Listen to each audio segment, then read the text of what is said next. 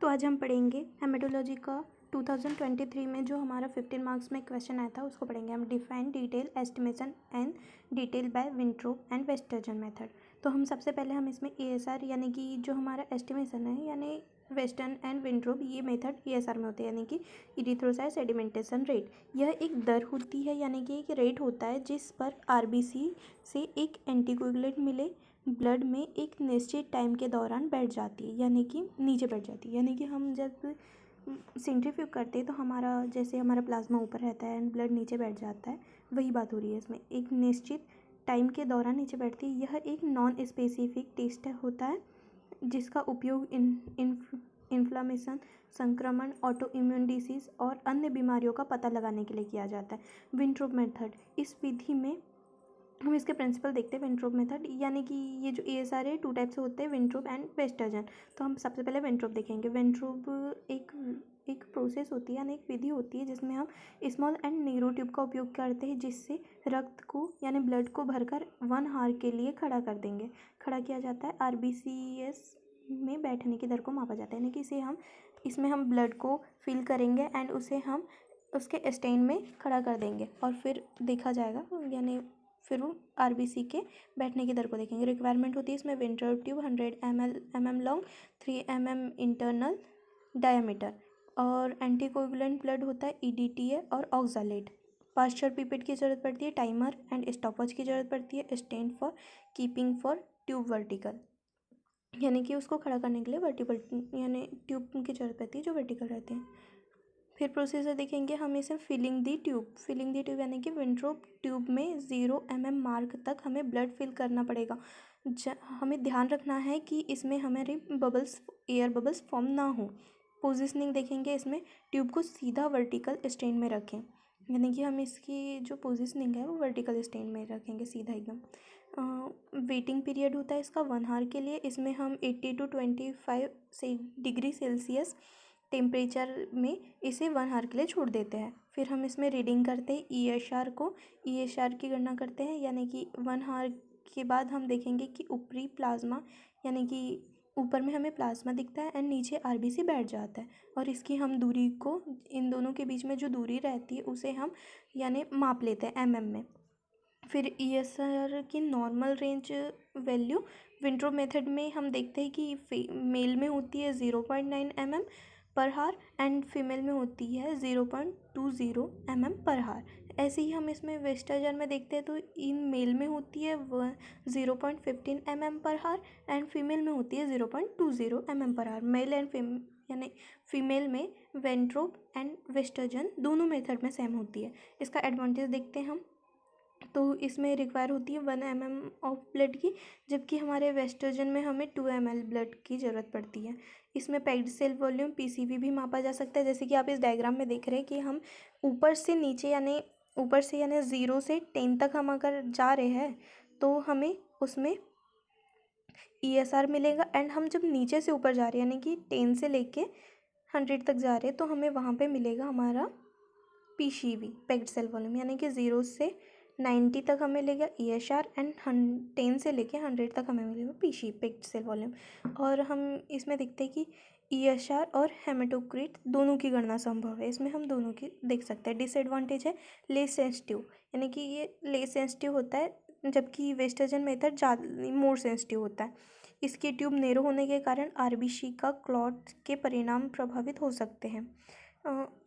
तो हम अब इसके देखते हैं विंट्रोप की ये जो डायग्राम है यानी कि हमारी जो विंट्रोप ट्यूब है उसके बारे में हम देखते हैं। तो ये 11 सेंटीमीटर लॉन्ग होती है, हेवी होती है, सिलेंड्रिकल ग्लास ट्यूब होती है, uniform bore with diameter of 2 mm की होती है। Lower end is close to flat यानी कि ऊपर से खुली है लेकिन नीचे से क्लोज है और इसका फ्लैट होती है एकदम। Tube is calibration centimetre and mm of 0 to 10 centimetre यानी कि 0 to 10 सेंटीमीटर होती है above downwards on side of the scale of ESR reading यानी कि हम जब स्केल से रीडिंग करेंगे तो 0 to 10 ऊपर से नीचे तक होगी एंड 10 to 0 जाएंगे तो PCV का होगा। वे 10 to 0 centimetre on other side packed cell volume PCV reading. तो हम देख आप समझ गए होंगे कि ऊपर से नीचे जाने पर यानी 0 से 10 जाने पे हमारा ईएसआर होता है और 10 से 0 जाने पे हमारा पीसीवी होता है। फिर हमारा वेस्टर्जन मेथड आता है, तो इसमें हम देखते हैं प्रिंसिपल।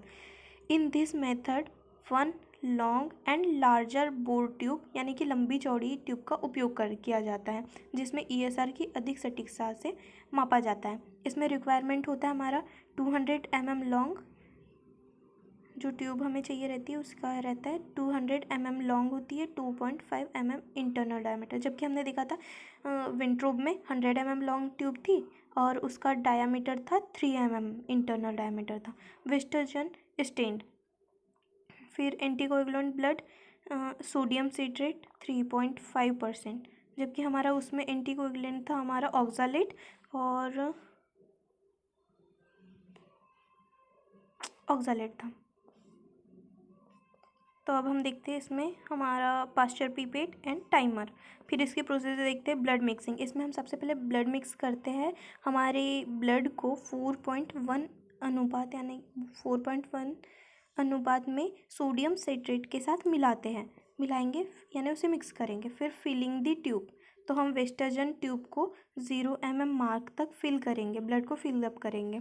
फिर हम इसे करेंगे प्लेसिंग दी ट्यूब यानी कि हम इसे स्थिर रखेंगे, इसे हम वर्टिकल स्टैंड में रखेंगे।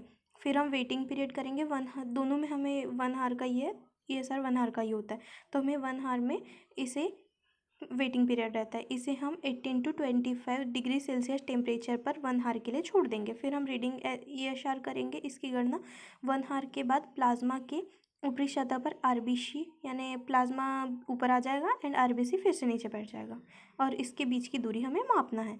फिर नॉर्मल ईएसआर रेंज वैल्यू यानी वेस्टर्जन मेथड की होती है इन मेल में 0 to 15 mm पर हार एंड फीमेल में होती है 0 to 20 mm पर हार।